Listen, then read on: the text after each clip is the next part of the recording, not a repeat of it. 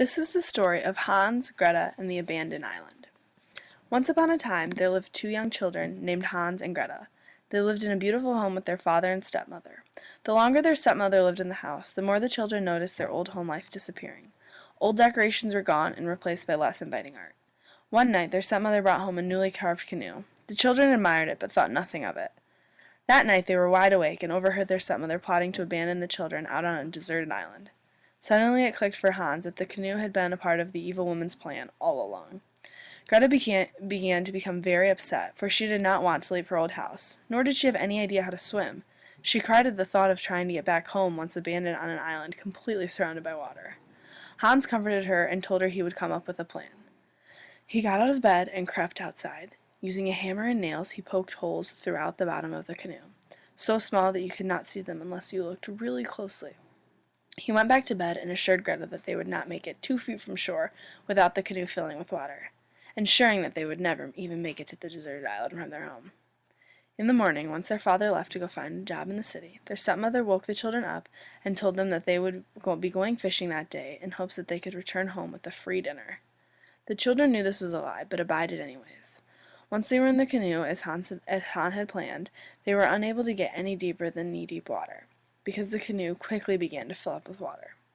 Enraged, the stepmother cursed the man who had hollowed out the tree, for he was stupid for not seeing all of those holes.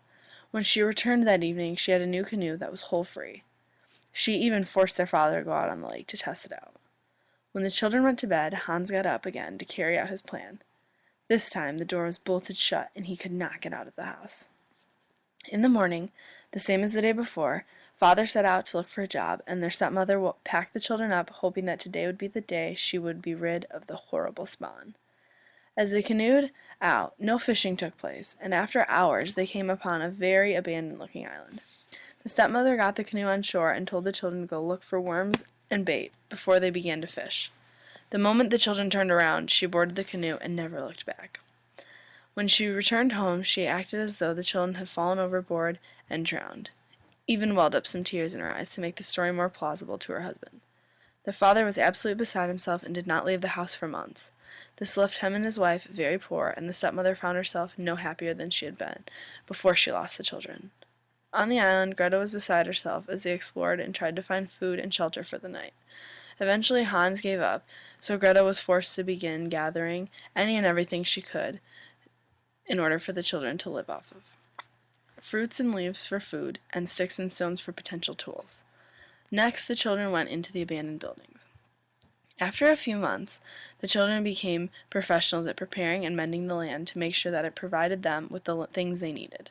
They had comfortably begun living in one of the abandoned homes and made a nice life for themselves. Over time, the children began to appreciate the peaceful and simple lifestyle that they lived on the island. They realized that their whole lives they had relied upon technology and material things, when really all along the earth itself had all they really needed to survive on their own. Created using Powtoon.